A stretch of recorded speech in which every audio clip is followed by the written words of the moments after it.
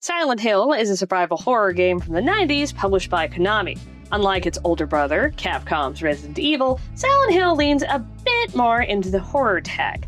7 years before the events of the game, Harry and his fridge wife kind of just casually find a baby.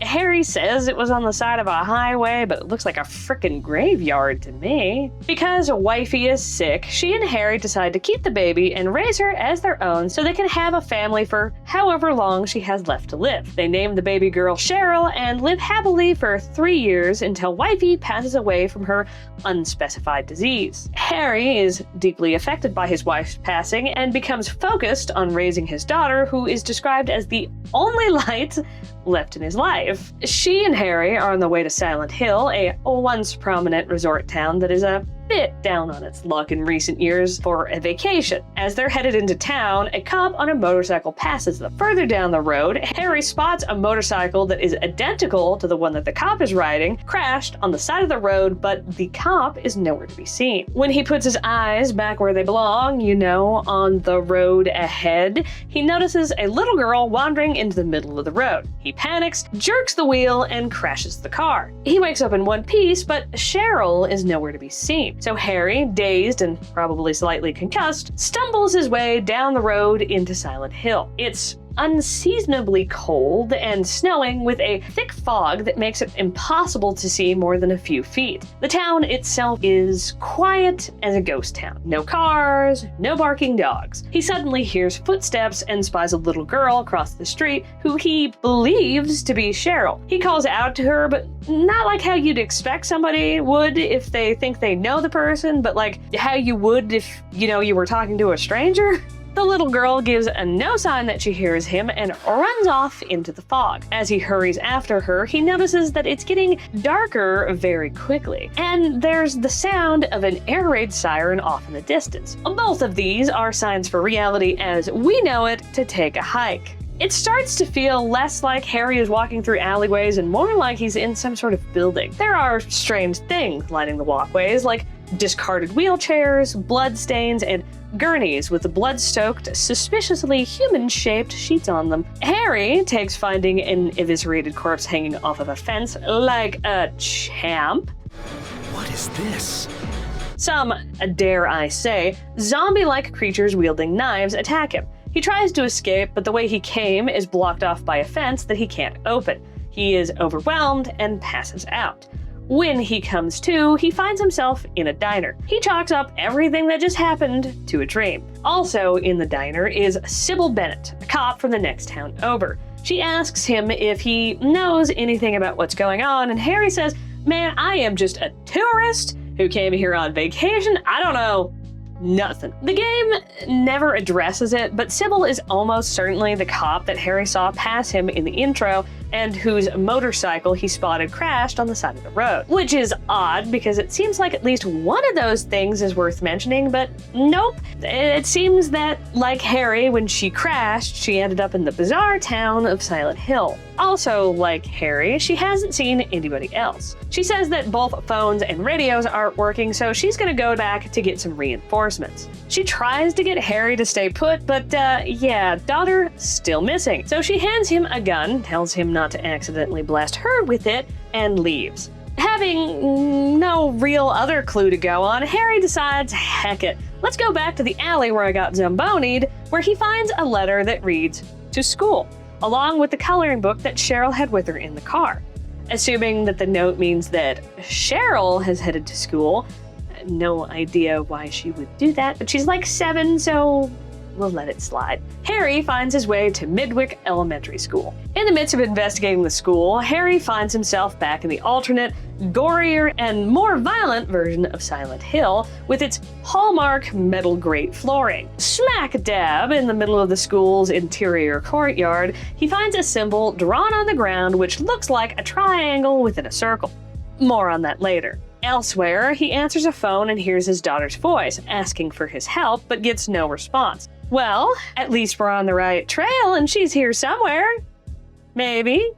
A book within the school, titled The Monster Lurks, details the supernatural phenomenon of poltergeists, explaining that intense negative emotions such as fear and stress can manifest as physical effects. Nightmares in particular are known to trigger poltergeist activity, but this won't happen to just anybody. The book notes that adolescents, especially little girls, are the most prone to these occurrences. Sound like anybody we're looking for? This gives us our first clue as to the nature of the world that we have literally crashed into. A nightmare-like world filled with bizarre creatures that have no place in reality, which is quite possibly a result of this poltergeist phenomenon. The last part points to it not originating from Harry and his probable concussion, but rather a little girl. This all means diddly to Harry, of course. After some more shenanigans in the alternate version of the school, Harry finds himself back in regular or foggy Silent Hill, as I'm going to be calling it from here on out. Upon his return, he is in the boiler room of the elementary school. He spots a girl with brown hair wearing a blue dress, but she disappears before his eyes. Literally. Harry notes that there's the sound of a church bell ringing, so he heads to the church hoping to meet another survivor. And he might wish that he hadn't, because said survivor is Dahlia Gillespie, a middle-aged woman whose first words to Harry are, "I've been expecting you. It was foretold by gyromancy." She seems to know about Cheryl, though, so some vagaries later, she gives Harry a triangle she calls a flauros and tells him to go to the hospital. After that, she dips. At the hospital, Harry finds 2 more survivors. First, there's Dr. Michael Kaufman, who almost reduces the survivor count when he takes a shot at Harry. Thankfully, Harry talks him down and learns that old Mikey was napping in the staff room, and when he woke up, everyone was gone, it was snowing, and there were monsters. Mikey doesn't do diddly here, really, only offering up that Cheryl's probably cooked if she's been wandering around Silent Hill by herself. Thanks, man. The second survivor is Lisa Garland, who Harry finds hiding beneath a table in the alternate version of the hospital. Like Mikey, she woke up to the world suddenly being a little different. Harry's first encounter with Lisa happens after he visits the hospital basement. There, he finds something rather odd in the isolated patient room. It's empty, but it shows signs of having been used. Beside the bed, there's a photo of the girl that Harry saw in the boiler room, which gives us her name. Alessa. Harry asks Lisa about the hospital basement during their first meeting, but she says that the staff were told never to go down there. When Harry goes to explain what he saw, he suddenly develops a splitting headache and passes out. When he wakes up, he's back in foggy Silent Hill and is sitting on a bed in the hospital. Dahlia is there, talks more vagaries, and gives Harry a key and directions to go to another church within Silent Hill. She also manages to be sane long enough to tell him that the marks appearing all over the town, including that one in the school courtyard, are known as a mark of Samael. Other than, don't let those get complete, okay? She gives no further details. Turns out the church is hidden in a room in the back of an antique shop. Not suspicious in the least. Sybil catches up with Harry as he's preparing to investigate the little church. She says all routes out of town are blocked and no cars are working. Between that and the broken radios and phones, she has no way to get any reinforcements. She tells Harry that she spotted a little girl in the fog who was headed towards the lake, but concerningly, it seems to her like said little girl was in fact walking on thin air. They let that go quickly, and Harry tells her all about Dahlia and all of her gibberish, which Sybil chalks up to drugs. But this isn't just a casual dismissal. There is an actual drug problem in Silent Hill targeted at the tourists. She doesn't confirm it, but this is likely what brought her to the town in the first place, as she mentions that the investigation has stalled. What's this? Just discovered it. Let's have a look. Wait, we don't know what's back there. I'd better check it out first. I'm a cop. I should go. No, I'm going. All right.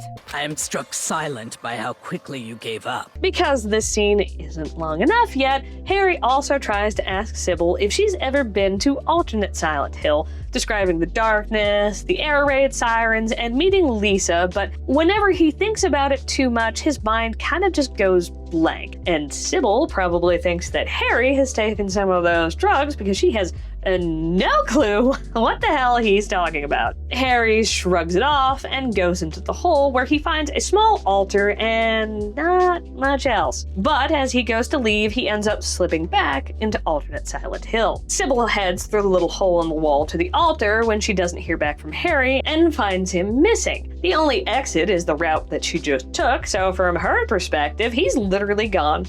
Oof. Well, maybe that mumbo-jumbo he was going on about doesn't seem so crazy anymore. Harry is sitting on a bed in alternate Silent Hill being watched over by Lisa. She claims he was just having a bad dream, which doesn't really jive with what we just learned via that cutaway with Sybil. Harry should have physically disappeared from alternate Silent Hill right before Lisa's very own eyes, but she's acting like she just tucked him into bed and was watching him sleep. Harry thinks that Lisa seems a little off and is looking pale, but she claims to be just fine.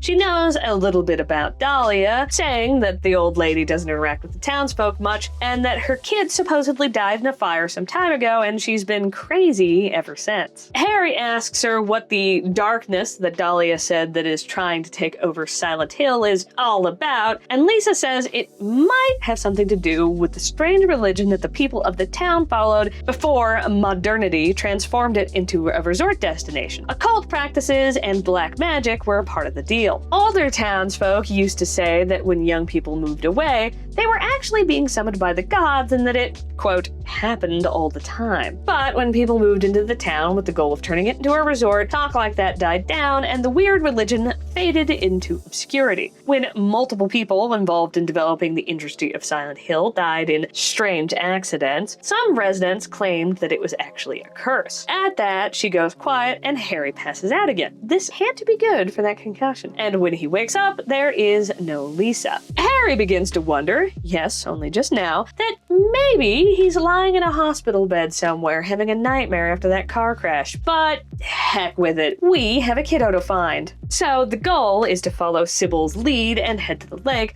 but since the road is out, he needs to find another way. He gains access to the other half of Silent Hill where the hospital is located, and he finds Lisa once again. She tells him he can access the lake via a waterway that can be found near the elementary school, but she begs Harry not to leave her behind, so he invites her to come along with him. Lisa, though, says that she feels like she's not supposed to leave this place.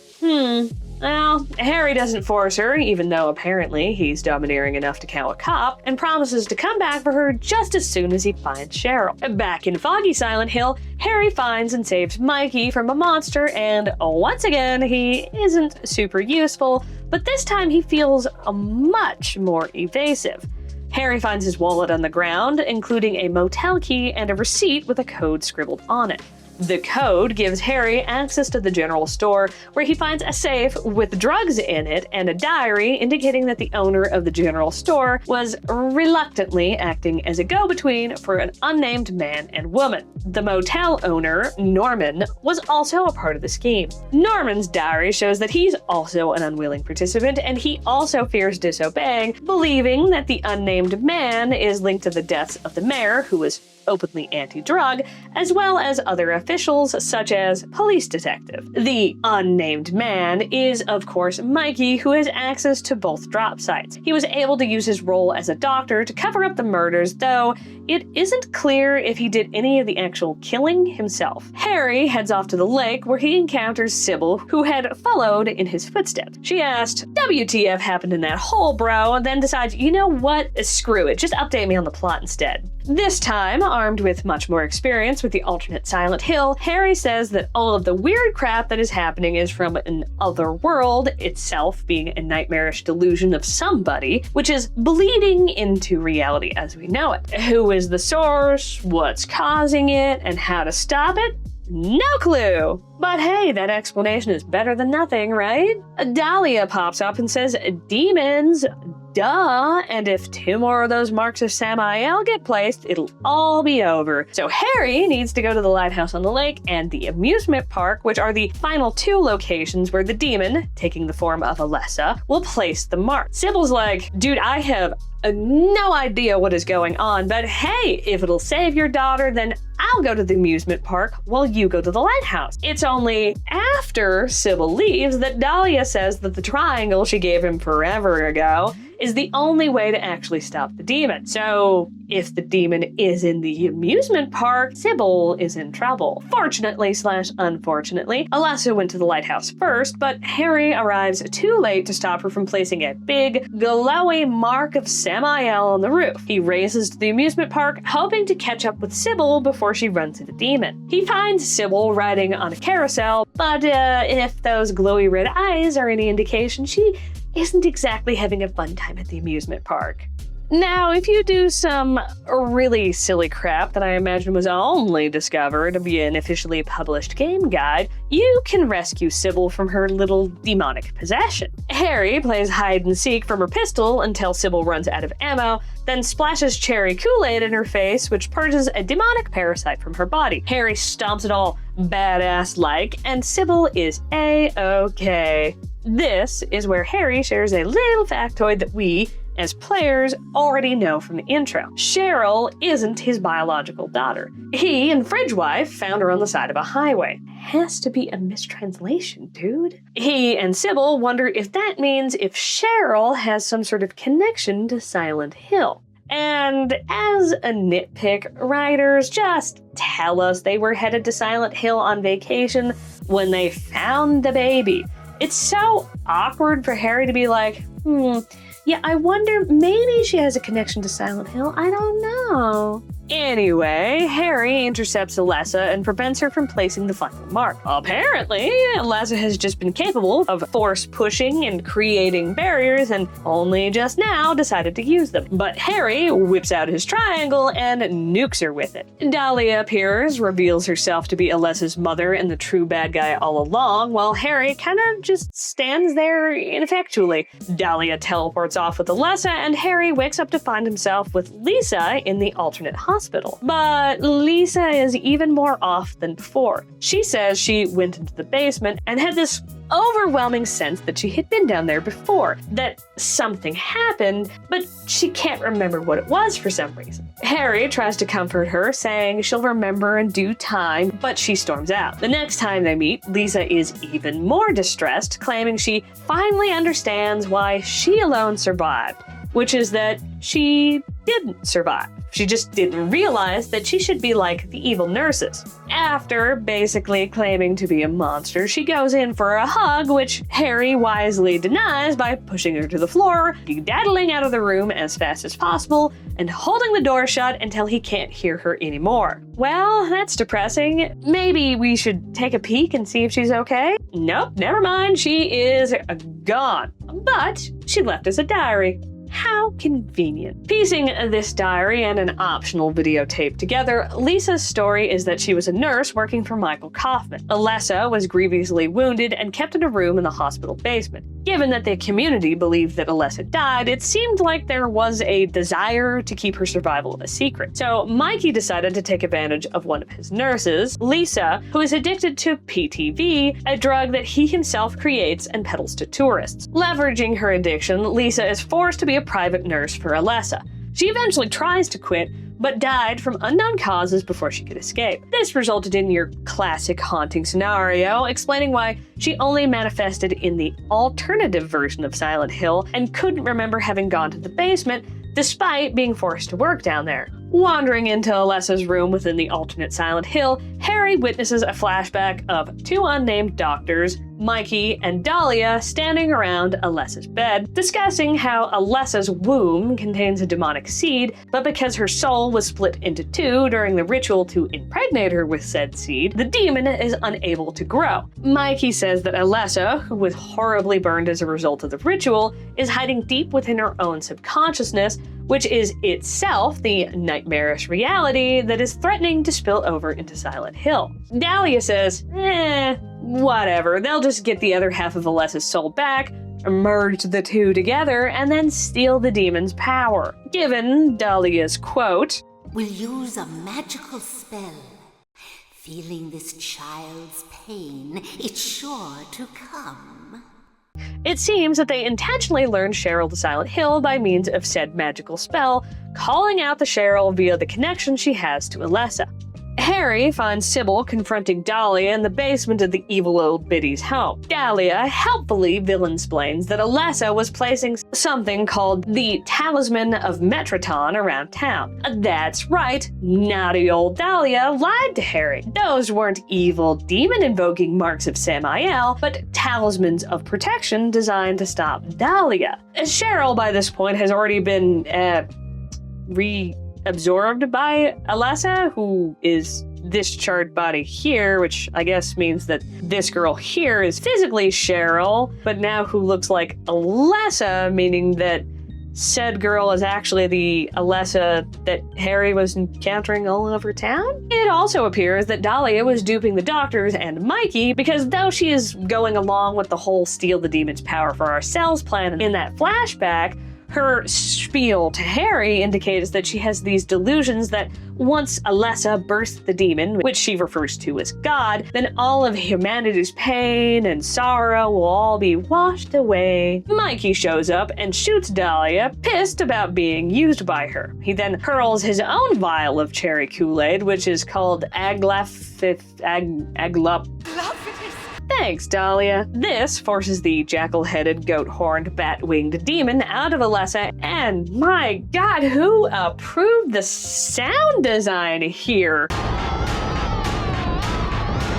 Harry slays the demon, who reverts into Alessa. She speaks a single word, Daddy, before splitting herself into two once more. Her second half, in the form of a newborn baby girl, is given to Harry, who escapes with Sybil into the cold darkness of Silent Hill. Mikey, attempting to follow in their footsteps, is grabbed by the spirit of Lisa before he can escape and dragged off into the depths. And there's two things that really confuse me. A, after the credits, the intro sequence will play again, but this time, Sybil will be in place of Harry's wife. Why? Harry obviously had the baby in his arms as they escaped together. Is the implication that reality has rewritten itself so that Harry finds the baby as he found Cheryl, but his wife is replaced by Sybil? Is it just a cheap, and by that I mean financially cheap, not like shoddy kind of cheap, way to indicate that Harry got together with Sybil and they raised the baby together?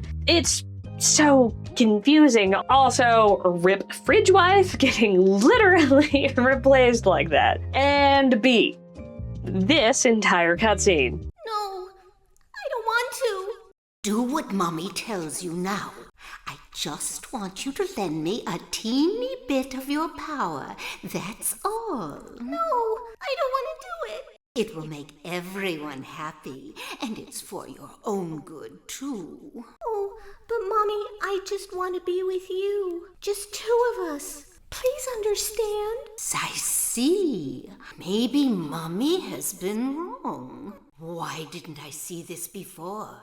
There's no reason to wait. Herein lies the mother's womb, containing the power to create life. I could have done it all myself. I get that this is showing us the events immediately before Alessa is severely burned and her soul is split in half, but I am so deeply confused by Dahlia.